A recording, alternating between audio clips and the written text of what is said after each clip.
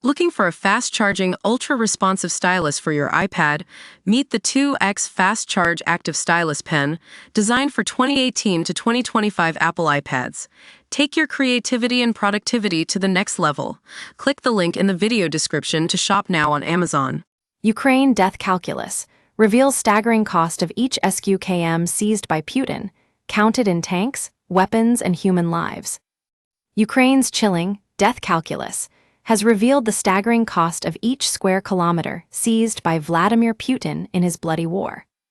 A shocking set of statistics has uncovered just how many men the despot has lost, as well as the tanks he has let be destroyed in order to make his territorial gains.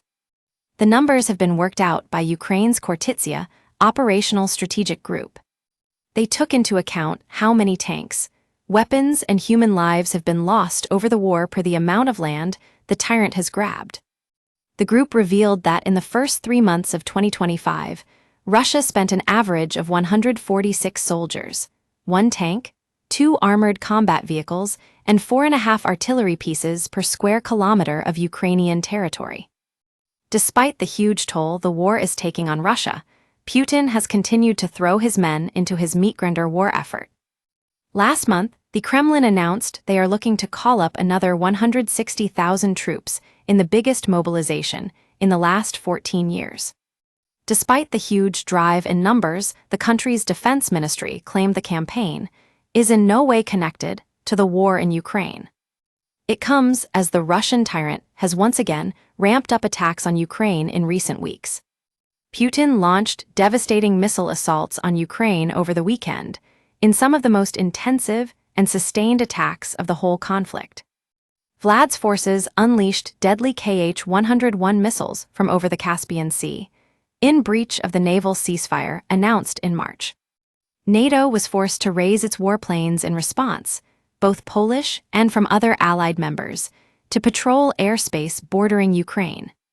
Poland's command headquarters said, "Attention, due to the intensive activity of the long-range aviation of the Russian Federation, performing strikes on objects located, among others, in the west of Ukraine, the operation of Polish and Allied aviation in our airspace has begun." The RSZ, Armed Forces, operational commander activated all available forces and resources at his disposal. On-call fighter pairs have been scrambled, and ground-based air defense and radiolocation reconnaissance systems have reached a state of highest readiness.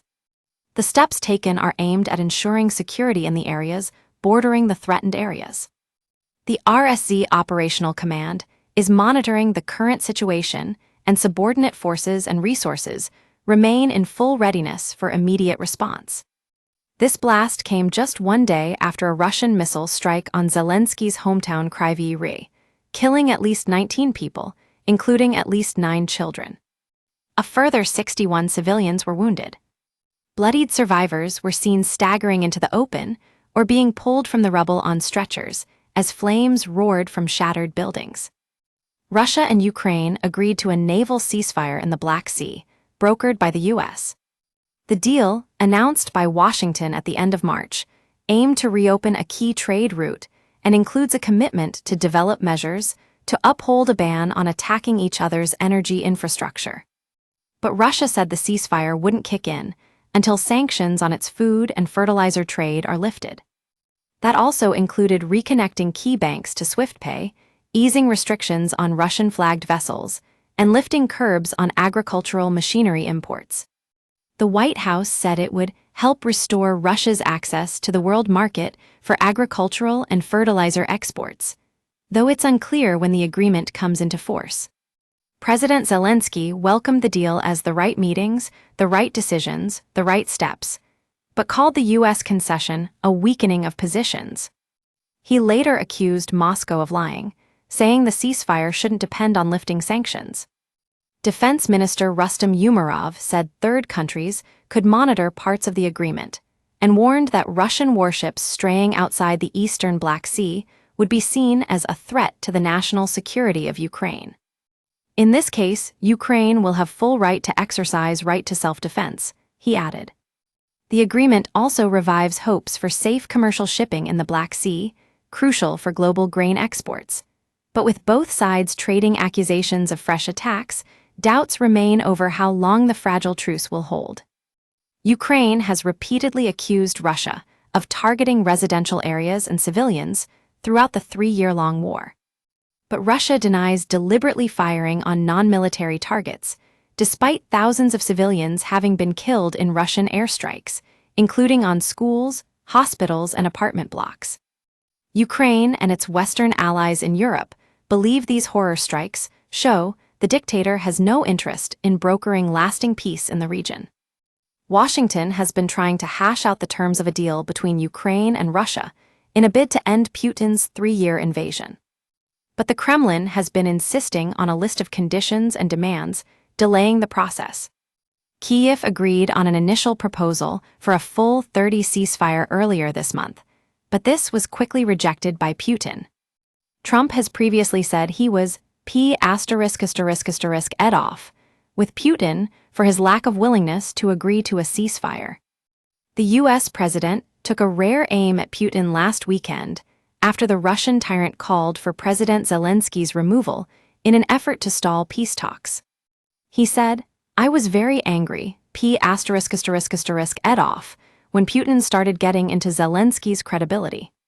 He also threatened to impose a 50% tariff on countries buying Russian oil. Trump's allies have urged the U.S. president not to directly speak to the Russian tyrant until he fully commits to a ceasefire. By Martina Bett and Jerome Starkey.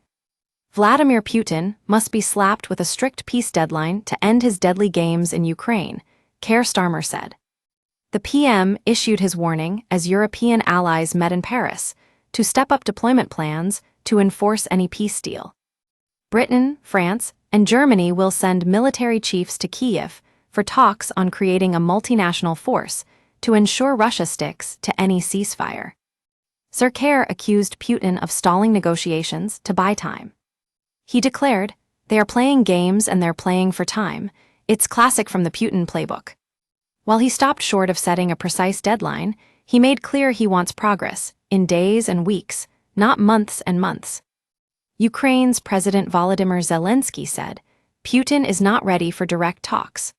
He wants war, and what can a man who wants war say at peace talks? I'm not going to swallow his narrative. I'm not interested." Asked about U.S. envoy Steve Witkoff's comments that sending troops to Ukraine would be absurd, Mr. Zelensky said, "For us, these people are from another planet."